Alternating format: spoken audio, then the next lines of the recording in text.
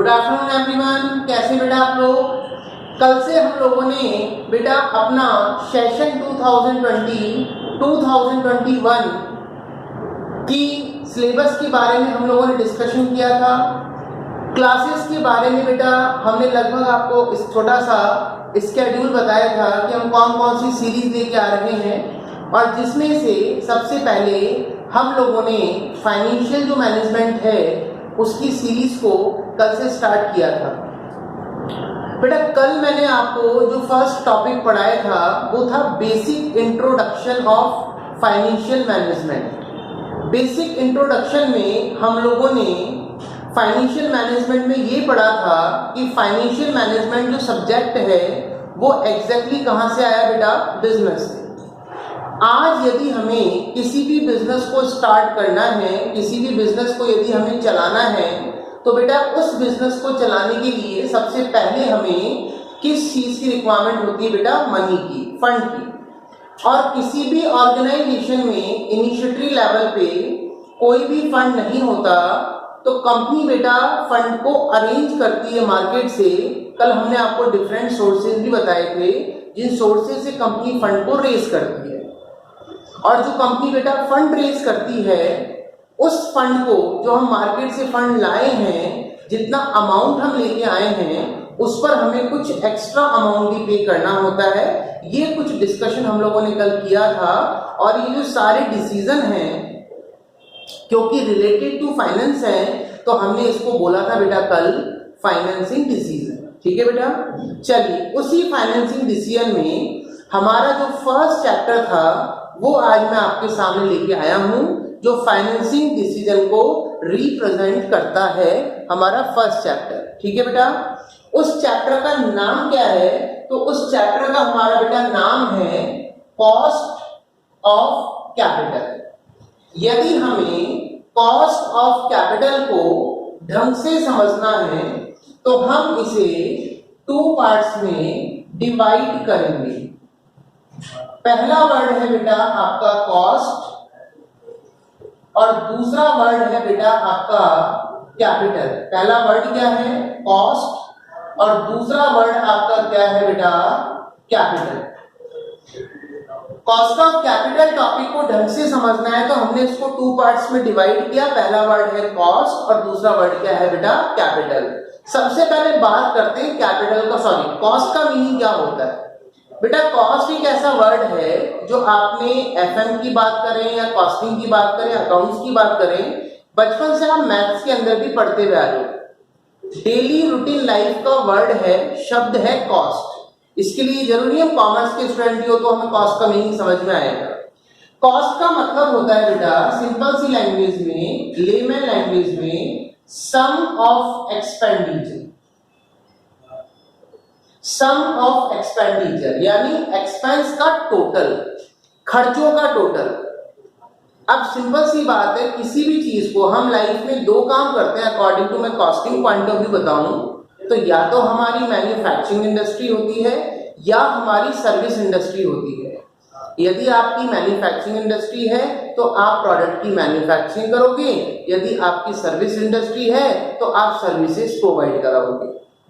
चाहे से बेटा आपका मैन्युफैक्चरिंग कॉन्सर्न हो, चाहे से आपकी सर्विस कॉन्सर्न हो, हम बेटा कोई भी चीज जब बना के प्रोड्यूस करके जब मार्केट में सेल करेंगे या कोई भी सर्विसेज प्रोवाइड कराएंगे तो सबसे पहले हम लोग अपनी कॉस्ट फाइंड आउट करेंगे, क्योंकि हमारे भी बेटा कुछ ना कुछ एक्सपेंसेस उसमें क्या होते हैं, इनकर्ड होते हैं, और उस एक्सपेंसों का जो टोटल होता है उसी को हम क्या बोलते हैं बेटा, कॉस्ट। और उस कॉस्ट में हम अपना प्रॉफिट जोड़ के सामने कस्टमर को या जो सेलर पार्टी है उसको हम प्रोडक्ट या सर्विस प्रोवाइड करा देते हैं अपना मार्जिन जोड़ के। लेकिन सबसे इंपॉर्टेंट चीज ये है कॉस्ट का मीनिंग क्या है, क्योंकि हम ये कॉस्टिंग के अकॉर्डिंग बात नहीं कर रहे कि भाई प्रोडक्शन की बात नहीं कर रहे, किसी और चीज की बात नहीं कर रहे। कॉस्टिंग का एक नॉर्मल और सिंपल मीनिंग जानने की कोशिश कर रहे हैं। तो कॉस्ट का मतलब होता है सम ऑफ एक्सपेंडिचर, एक्सपेंडिचर का टोटल, खर्चों का टोटल। ठीक है बेटा, सेकंड वर्ड है आपके सामने, वो वर्ड है बेटा कैपिटल। यदि हम बात करें कैपिटल की तो आज तक हम लोगों ने अकाउंट्स में जो कैपिटल का मीनिंग पढ़ा है वो हम लोगों ने ये पढ़ा कि डे 1 पे बिजनेसमैन जब अपने बिजनेस को स्टार्ट करता है तो बिजनेस में जो भी अमाउंट वो इन्वेस्ट करता है उसको हमने क्या बोला था बेटा, कैपिटल। और ये हमने कल भी आपको बताया था जब बेसिक इंट्रोडक्शन दिया था एफएम का कि बिजनेस में पैसा दो तरीके से आता है। एक होता है बेटा ऑनर का फंड, ऑनर का पैसा, और दूसरा पैसा वो होता है जो वो मार्केट से रेज करता है एज ए डेट या लोन के रूप में। तो पैसा दो ही तरीके से आएगा बिजनेस में, या तो खुद का पैसा, ऑनर का खुद का पैसा, या डेट का पैसा। लेकिन ध्यान रखना, आपने जो अभी तक अकॉर्डिंग टू अकाउंट्स कैपिटल का मीनिंग जाना है वो मतलब होता है कि बिजनेसमैन जो खुद का पैसा लगा रहा है बिजनेस में उसको अभी तक आपने कैपिटल बोला। लेकिन मैं बता दूं अकॉर्डिंग टू फाइनेंस यहां पर जो कैपिटल का मीनिंग है वो थोड़ा सा डिटेल होगा। यहां पर बेटा कैपिटल का मतलब केवल कैपिटल से नहीं होगा, यहां पे कैपिटल का मतलब होगा long term sources of finance, long term sources of finance. कहने का मतलब है जिन सोर्सेज से आपने पैसा उठाया, जितने भी long term sources of finance है। तो बेटा कल हमने आपको बताया था कंपनी कौन कौन से ऑप्शन के थ्रू मार्केट से फंड को रेज करती है। तो हमने पहला ऑप्शन दिया था आपको वाया इशू ऑफ शेयर, दूसरा हमने आपको ऑप्शन बताया था इशू ऑफ डिबेंचर, और डिबेंचर को ही क्या बोलते हैं बेटा आजकल, बॉन्ड्स। और एक ऑप्शन हमने आपको और बताया था raising long term loan through bank या अदर फाइनेंशियल इंस्टीट्यूशन। आप लोन लेंगे या तो बैंक से या अदर फाइनेंशियल इंस्टीट्यूशन से। तो अभी तक हम कैपिटल में केवल जब हमने अकाउंट्स पढ़ी है तो हम कैपिटल में कभी भी लोगों को काउंट नहीं करते थे, क्योंकि वो बाहर के लोगों का पैसा है, बाहर के लोगों ने बिजनेस को पैसा दिया है, उसको हम डेट बोलते थे। और जो मालिक लगा रहे हैं, जो बिजनेस का ऑनर पैसा लगा रहे हैं बिजनेस में, उसको हम केवल कैपिटल बोलते थे। लेकिन यहां ध्यान रखना अकॉर्डिंग टू फाइनेंस कभी भी कैपिटल की बात होगी तो कैपिटल का मतलब थोड़ा सा वाइड है, और वो वाइड मीनिंग क्या है बेटा, long term sources of finance. यानी आपके बैलेंस शीट में लायबिलिटी साइड में जितने भी long term sources of finance हैं, केवल करंट लायबिलिटी को छोड़ के, शॉर्ट टर्म लायबिलिटी को छोड़ के जितने भी long term sources of finance हैं वो सब आपके कैपिटल के अंदर काउंट होंगे। तो दोनों वर्ड का बेटा आपको इंडिविजुअल मीनिंग क्लियर हुआ। कॉस्ट का मतलब है सम ऑफ एक्सपेंडिचर, आपने जो भी खर्चे किए उनका टोटल। और सेकंड वर्ड है आपका कैपिटल, और कैपिटल का हमने आपको वाइड मीनिंग बता दिया, long term sources of finance. अब एक काम करते हैं, दोनों वर्डों की करते हैं बेटा क्लबिंग, दोनों वर्डों को जोड़ते हैं और ये डिस्कस करते हैं कि सर कॉस्ट ऑफ कैपिटल का मीनिंग क्या होता है। तो कॉस्ट ऑफ कैपिटल का अब मीनिंग क्या होता है अब हम क्लियर करेंगे, क्योंकि दोनों वर्डों की हमने कर दी है बेटा क्लबिंग। चलिए बेटा, तो कॉस्ट मतलब एक्सपेंस का टोटल, और सेकंड क्या बेटा, कैपिटल मतलब long term sources of finance. यानी इन सोर्सेज के थ्रू आपने मार्केट से क्या किया, फंड को रेज किया। जो फंड की आपको रिक्वायरमेंट थी, कंपनी को अपने बिजनेस को चलाने के लिए जो पैसा था, और जो पैसा कंपनी के पास नहीं था, कंपनी इन सोर्सेज के थ्रू लाई। और सिंपल सी बात है बेटा, जितना पैसा आपने मार्केट से रेज किया, क्या उतना ही पैसा मार्केट को वापस रिटर्न करना है, या उससे एक्स्ट्रा हमें पैसा मार्केट को रिटर्न करना है। छोटा सा एग्जांपल लेते हैं। आप सबसे पहले पैसा बेटा किसके थ्रू लाए, आपने कहा सर शेयर इशू करके। हम मानते हैं कंपनी ने मार्केट में क्या किया, 10 लाख रुपीस के शेयर इशू किए, 10 लाख रुपए। कंपनी ने 10 लाख रुपए कौन से सोर्सेज के थ्रू कंपनी के अंदर आया पैसा बेटा, सबसे पहले पैसा आया वाया शेयर के थ्रू। कंपनी ने क्या करा, 10 लाख रुपए के शेयर इशू किए और उससे फर्स्ट फंड को रेज किया। अब मुझे बताओ, जो आपने 10 लाख रुपए शेयर होल्डर से लिए हैं, जब आप शेयर का रिडेम्पशन करोगे या पब्लिक को उसका पैसा वापस लौटाओगे, तो क्या शेयर होल्डर आपसे 10 लाख रुपए ही वापस लेगा, या उसके अलावा कुछ एक्स्ट्रा अमाउंट भी आपसे लेगा? बेटा एक्स्ट्रा अमाउंट लेगा। क्या मान लीजिए इस 10 लाख रुपए पर हमें 1 लाख रुपए एक्स्ट्रा अमाउंट चुकाना है और इस एक्स्ट्रा अमाउंट को हम बोलेंगे अकॉर्डिंग टू फाइनेंस बेटा डिविडेंड। डिविडेंड का मतलब होता है distribution of profit among share holder. नाम ही इसका शेयर होल्डर है। शेयर होल्डर की बेटा शेयरिंग है और किस चीज में शेयरिंग है? प्रॉफिट में। तो डिविडेंड का मतलब क्या है बेटा? Distribution of profit amongst share holder. जब एक फर्म, जब एक कंपनी अपनी शेयर होल्डर्स के बीच में प्रॉफिट को डिस्ट्रीब्यूट करने बैठती है तो उसको हम बोलते हैं बेटा डिविडेंड। यानी कुल मिला के शेयर होल्डर से आपने कितना रुपए उठाए थे? 10 लाख रुपए। कितना एक्स्ट्रा अमाउंट लौटाना पड़ा? 1 लाख रुपए। और जो 1 लाख रुपए आपने एक्स्ट्रा लौटाए इसको आपने बोला डिविडेंड। दूसरा बेटा सेकंड पैसा आपने उठाया डिबेंचर के थ्रू।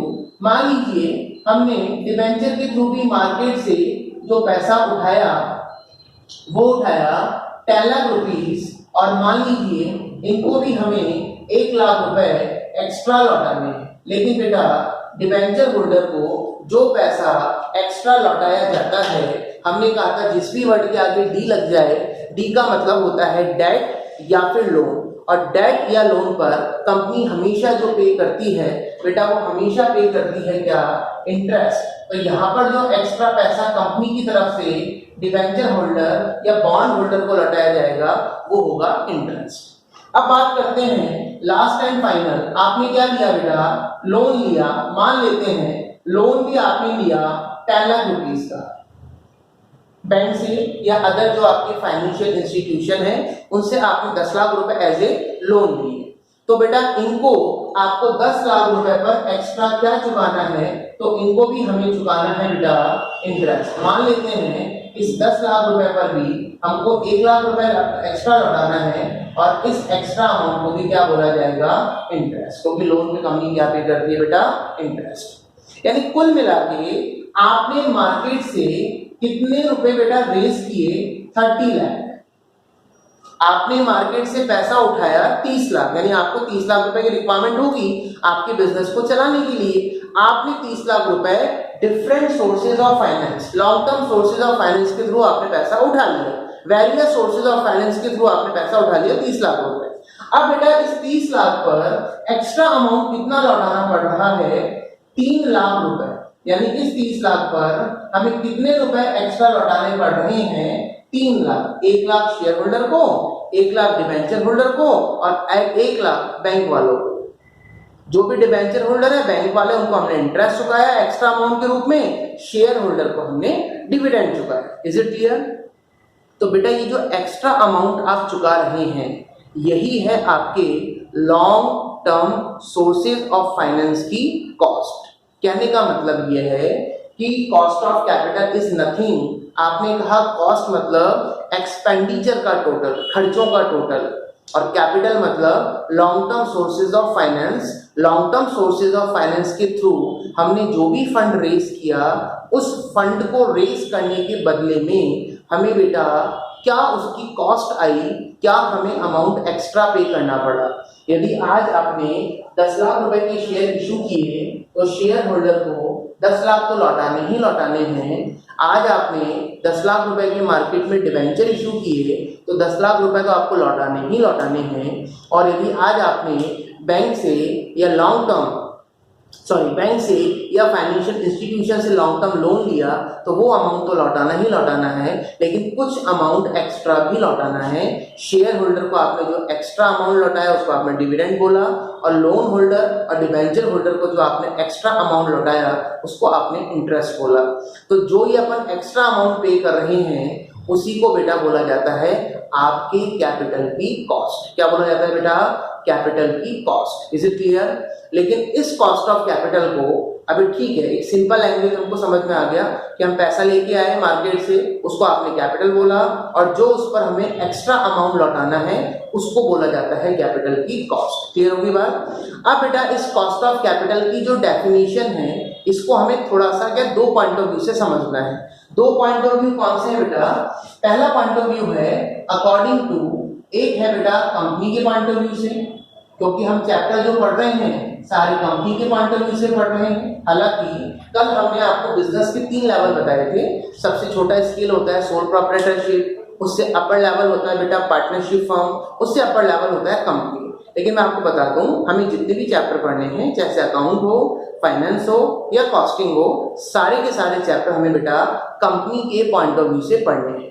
और यदि हम बात करें तो एक पॉइंट ऑफ व्यू हो गया कंपनी का, क्योंकि पैसा किसने उठाया बेटा इन सोर्सेज के थ्रू? कंपनी ने।